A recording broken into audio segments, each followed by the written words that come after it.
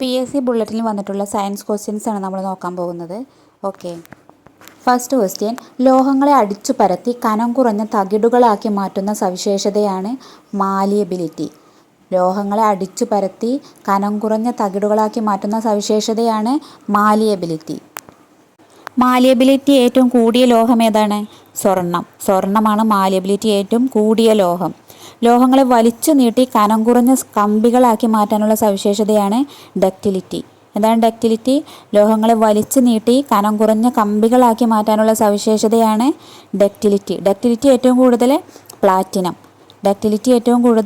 Platinum. സൊണാരിറ്റി എന്താണ്? കട്ടിയുള്ള വസ്തു കൊണ്ട് ലോഹത്തിൻ്റെ പ്രതലത്തിൽ തട്ടുമ്പോൾ ശബ്ദം പുറപ്പെടുവിക്കാനുള്ള ലോഹങ്ങളുടെ കഴിവിനെയാണ് സൊണാരിറ്റി എന്ന് പറയുന്നത്. കട്ടിയുള്ള വസ്തു കൊണ്ട് ലോഹത്തിൻ്റെ പ്രതലത്തിൽ തട്ടുമ്പോൾ ശബ്ദം പുറപ്പെടുവിക്കാനുള്ള ലോഹങ്ങളുടെ കഴിവിനെയാണ് സൊണാരിറ്റി എന്ന് പറയുന്നത്.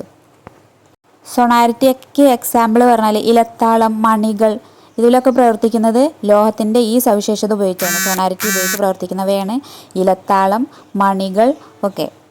എന്താണ് ലോഹദ്യുതി? ലോഹങ്ങളെ മുറിക്കുമ്പോൾ പുതുതായി രൂപം കൊള്ളുന്ന പ്രതലം തിളക്കമാർന്നതായിരിക്കും. ഈ സവിശേഷതയാണ് ലോഹദ്യുതി. അതായത് ലോഹങ്ങളെ മുറിക്കുമ്പോൾ പുതുതായി രൂപം കൊള്ളുന്ന ആ പ്രതലം തിളക്കമുള്ളതായിരിക്കും. ഈ സവിശേഷതയാണ് ലോഹദ്യുതി. ബ്ലൂ ബേബി സിൻഡ്രോം എന്ന അവസ്ഥയ്ക്കു കാരണമായ ലവണം?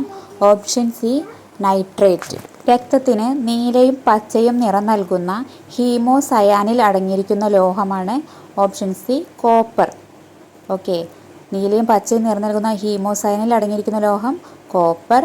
രക്തത്തിന് ചുവപ്പ് നിറം നൽകുന്ന ഹീമോഗ്ലോബിനിൽ അടങ്ങിയിരിക്കുന്ന ലോഹം ഏതാണ്? അയേൺ ആണ് ഹീമോഗ്ലോബിനിൽ അടങ്ങിയിരിക്കുന്നത്. രക്തത്തിന് ചുവപ്പ് നിറം നൽകുന്നു. സമുദ്രജലത്തിൻ്റെ ഉപ്പുരസം ഇല്ലാതാക്കാൻ ഉപയോഗിക്കുന്ന പ്രക്രിയയാണ് പ്രതിലോമ വൃതിവ്യാപനം, റിവേഴ്സ് ഓസ്മോസിസ്. അത് അതിൻ്റെ മലയാളം ഓർത്തിരിക്കുക, പ്രതിലോമ വൃതിവ്യാപനം അഥവാ റിവേഴ്സ് ഓസ്മോസിസ്. അതായത് ഒരു സെമി പെർമിയബിൾ മെംബ്രെയിൻ ഉപയോഗിച്ച് ഫിൽട്ടർ ചെയ്യുന്ന പ്രക്രിയയാണ്. ഓക്കെ, റിവേഴ്സ് ഓസ്മോസിസ് അഥവാ പ്രതിലോമ വ്യതിവ്യാപനമാണ് സമുദ്രജലത്തിൻ്റെ ഉപ്പുരസം ഇല്ലാതാക്കാൻ ഉപയോഗിക്കുന്ന പ്രക്രിയ.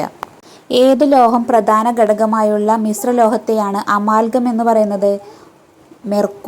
മെർക്കുറിയാണ് അമാൽഗത്തിലെ പ്രധാന ഘടകം. സൾഫ്യൂരിക് ആസിഡിൻ്റെ നിർമ്മാണ പ്രക്രിയയിൽ സൾഫർ ഡയോക്സൈഡിൻ്റെ ഓക്സീകരണ സമയത്ത് ഉപയോഗിക്കുന്ന ഉൽപ്രേരകം? ഓപ്ഷൻ എ, V2O5 അഥവാ വനേഡിയം പെൻറ്റോക്സൈഡ്. വനേഡിയം പെൻറ്റോക്സൈഡാണ് സൾഫ്യൂരിക് ആസിഡിൻ്റെ നിർമ്മാണ പ്രക്രിയയിലെ ഉൽപ്രേരകമായിട്ട് ഉപയോഗിക്കുന്നത്. തന്നിരിക്കുന്ന പ്രസ്താവനകളിൽ ഓക്സിജനുമായി ബന്ധമുള്ളത്? ഓപ്ഷൻ ഡി, ഇവയെല്ലാം ശരിയാണ്. അപ്പോൾ എന്തൊക്കെയാണ് പറഞ്ഞിട്ടുള്ളത്? വ്യാവസായികമായി ഡൈ ഓക്സിജൻ വായുവിൽ നിന്ന് വേർതിരിച്ചെടുക്കുന്നു. ഓക്സിജൻ വാതകത്തിന് നിറമില്ലെങ്കിലും ദ്രവീകൃത ഓക്സിജന് ഇളം നീല നിറമാണ്. ഓക്സിജൻ വാതകത്തിന് നിറമില്ല. ദ്രവീകൃത ഓക്സിജന് ഇളം നീല നിറമാണ്. O16, O17, O18 എന്നീ 3 ഐസോട്ടോപ്പുകളാണ് ഓക്സിജനുള്ളത്. ഓക്സിജൻ്റെ ഐസോട്ടോപ്പുകൾ ഏതൊക്കെ? O16, O17, O18. അന്തരീക്ഷ വായുവിൽ നൈട്രജനു ശേഷം കൂടുതലുള്ള വാതക രണ്ടാമത്തെ മൂലകമാണ് ഓക്സിജൻ. ഓക്കെ, നൈട്രജൻ എത്ര പെർസെൻറ്റേജ് ആണ്? 78%. ഓക്സിജൻ 21% ആണ് അന്തരീക്ഷത്തിലുള്ളത്. അന്തരീക്ഷത്തിൽ ഏറ്റവും കൂടുതലുള്ള മൂന്നാമത്തെ മൂലകം ഏതാണ്? ആർഗൺ, 0.93%. ഐസോട്ടോണിക് ലായനികളുടെ എന്താണ് തുല്യമായിട്ടുള്ളത്? ഓസ്മോട്ടിക് മർദ്ദം. ഐസോട്ടോണിക് ലായനികളുടെ ഓസ്മോട്ടിക് മർദ്ദമാണ് തുല്യമായിട്ടുള്ളത്. നിർജ്ജലീകരണത്തിലൂടെ ആൽക്കഹോളിനെ നേരിട്ട് പെട്രോളാക്കി മാറ്റുന്ന സിയോലൈറ്റ് ഏത്? ZSM5 ആണ് നിർജ്ജലീകരണത്തിലൂടെ ആൽക്കഹോളിനെ നേരിട്ട് പെട്രോളാക്കി മാറ്റുന്ന സിയോലൈറ്റ്, ZSM5. അപ്പോളോ ബഹിരാകാശ പദ്ധതിയിൽ വൈദ്യുതി ഉൽപ്പാദനത്തിന് ഉപയോഗിച്ച പ്രത്യേക തരം സെല്ലുകൾ? Option b, fuel cell. Hydrogen peroxide fuel സെല്ലാണ് അപ്പോളോ ബഹിരാകാശ പദ്ധതിയിൽ വൈദ്യുതി ഉൽപ്പാദനത്തിന് ഉപയോഗിച്ച പ്രത്യേക തരം സെല്ലുകൾ. മീനമാത രോഗം ഏത് ലോഹത്തിൻ്റെ ആധിക്യം മൂലം ഉണ്ടാകുന്നതാണ്? മെർക്കുറിയുടെ ആധിക്യം മൂലം ഉണ്ടാകുന്ന രോഗമാണ് മീനമാത. താപനില വർദ്ധിക്കുന്നതിനനുസരിച്ച് വാതകങ്ങൾക്ക് ദ്രാവകത്തിലുള്ള ലേയത്വത്തിൽ എന്തു മാറ്റം സംഭവിക്കുന്നു? ലേയത്വം കുറയുന്നു. താപനില വർദ്ധിക്കുന്നതിനനുസരിച്ച് വാതകങ്ങൾക്ക് ദ്രാവകത്തിലുള്ള ലേയത്വത്തിൽ എന്ത് മാറ്റമാണ് സംഭവിക്കുന്നത്? ലേയത്വം കുറയുന്നു. ടെമ്പറേച്ചർ കൂടുന്നതിനനുസരിച്ച് വാതകങ്ങളുടെ കൈനറ്റിക് എനർജി കൂടും അല്ലേ? അപ്പോൾ അവിടെ ഹോൾഡ് ചെയ്ത് നിർത്താൻ, ഒരു സൊല്യൂഷനിൽ ഹോൾഡ് ചെയ്ത് നിർത്താൻ പറ്റില്ല. അപ്പോൾ അവിടെ സൊല്യൂബിലിറ്റി കുറയുകയാണ്, ലേയത്വം കുറയുകയാണ് ചെയ്യുക അല്ലേ? ടെമ്പറേച്ചർ കൂടി കഴിയുമ്പോൾ കൈനറ്റിക് എനർജി കൂടും, അവരുടെ ഊർജ്ജം കൂടും. അപ്പോൾ ലേയത്വം കുറയുകയാണ് ചെയ്യുക. ഒരു ലായനിയിൽ ലീനത്തിൻ്റെ അളവ് തീരെ കുറവായിരിക്കുമ്പോൾ ലായനിയുടെ ഗാഢത പ്രകടിപ്പിക്കാനുള്ള മാർഗം പ്രതിദശലക്ഷാംശം, parts per million. Parts per മില്യൻ്റെ മലയാളമാണ് പ്രതിദശലക്ഷാംശം. PPM അല്ലേ? എന്തിനു വേണ്ടിയിട്ടാണ് PPM ഉപയോഗിക്കുന്നത്? ഒരു വലിയ ലായനിയിൽ ഒരു പദാർത്ഥത്തിൻ്റെ ചെറിയ സാന്ദ്രതയെ സൂചിപ്പിക്കാനാണ് PPM ഉപയോഗിക്കുന്നത്. P1 V1 = P2 V2 എന്ന സമവാക്യം ഏത് വാതക നിയമവുമായി ബന്ധപ്പെട്ടിരിക്കുന്നു? ബോയിൽ നിയമം. എന്താണ് ബോയിൽ നിയമം? ടെമ്പറേച്ചർ സ്ഥിരമായിരിക്കുമ്പോൾ ഒരു നിശ്ചിത മാസ് വാതകത്തിൻ്റെ വ്യാപ്തവും മർദ്ദവും വിപരീത അനുപാതത്തിലായിരിക്കും അല്ലേ? P is proportional to 1/V. അപ്പോൾ P × V = കോൺസ്റ്റൻറ്റ്. അപ്പോൾ P1 V1 = P2 V2 ആയിരിക്കും. ജലത്തിൻ്റെ തന്മാത്രാ മാസ് എത്രയാണ്? 18U അല്ലേ? H2O, 2 ഹൈഡ്രജൻ മോളിക്യൂൾ, ഒരു ഓക്സിജൻ മോളിക്യൂൾ. ഓക്സിജൻ്റെ 16, ഹൈഡ്രജൻ്റെ 1, 2 × 1 വരും അല്ലേ ഹൈഡ്രജൻ. അപ്പോൾ 2ഉം 16ഉം 18U. 12 ഗ്രാം കാർബൺ ആറ്റത്തിൽ എത്ര മോളുകൾ അടങ്ങിയിരിക്കുന്നു? ഓപ്ഷൻ സി 1 മോൾ. താഴെ തന്നിരിക്കുന്നവയിൽ നിന്ന് ശരിയായ പ്രസ്താവനകൾ കണ്ടെത്തുക. ഓപ്ഷൻ ഡി ഇവയെല്ലാം. എല്ലാം ശരിയാണ്.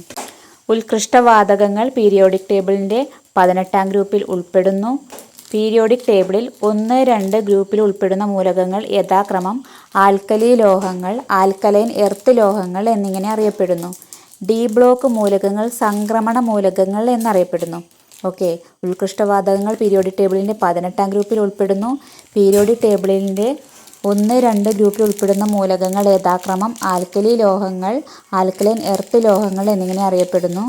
ഡി ബ്ലോക്ക് മൂലകങ്ങൾ സംക്രമണ മൂലകങ്ങൾ എന്നറിയപ്പെടുന്നു. താപനില സ്ഥിരമായിരിക്കുമ്പോൾ ഒരു നിശ്ചിത മാസ് വാതകത്തിൻ്റെ വ്യാപ്തം മർദ്ദത്തിന് വിപരീത അനുപാതത്തിലായിരിക്കും എന്ന് പ്രസ്താവിക്കുന്ന നിയമം നമ്മൾ മുൻപ് പറഞ്ഞല്ലേ, ബോയിൽ നിയമം. P1 V1 = P2 V2 ആണ് ഇക്വേഷൻ. താഴെ തന്നിരിക്കുന്നവയിൽ തെറ്റായ പ്രസ്താവന.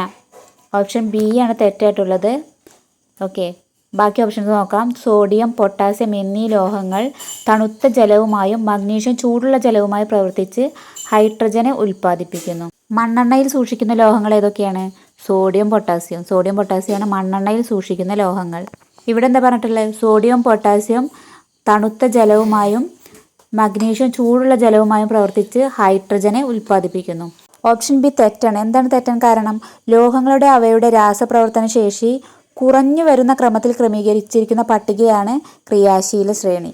ഓക്കെ, ലോഹങ്ങളുടെ രാസപ്രവർത്തന ശേഷി കുറഞ്ഞു വരുന്നതിനനുസരിച്ച് ക്രമീകരിച്ച ശ്രേണിയാണ് ക്രിയാശീല ശ്രേണി. ക്രിയാശീല ശ്രേണിയിൽ ഹൈഡ്രജന് മുകളിൽ സ്ഥിതി ചെയ്യുന്ന ലോഹങ്ങൾക്ക് നേർപ്പിച്ച ആസിഡുകളിൽ നിന്ന് ഹൈഡ്രജനെ ആദേശം ചെയ്യാൻ കഴിയും. വൈദ്യുത വിശ്ലേഷണ മാർഗത്തിലൂടെ ഒരു ലോഹത്തിനുമേൽ മറ്റൊരു ലോഹം ആവരണം ചെയ്യുന്ന പ്രക്രിയയാണ് വൈദ്യുത ലേപനം. ക്രിയാശീല ശ്രേണിയിൽ ഹൈഡ്രജന് താഴെയുള്ള ലോഹങ്ങൾക്ക് നേർപ്പിച്ച ആസിഡുകളിൽ നിന്ന് ഹൈഡ്രജനെ ആദേശം ചെയ്യാൻ കഴിയില്ല.